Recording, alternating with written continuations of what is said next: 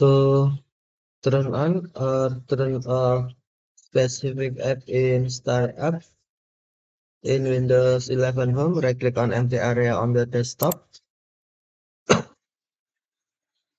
then select Personalize. Next, click or tap Apps, and then select Start Up. Select app you want to turn on or turn off. Check switch until on to turn on or tap switch until off to turn off in specific app you want to turn on or turn off. Apps can be configured to start when you log in. In most cases, apps will start minimized or may only start a background task. Okay, thank you for watching. Have a nice day.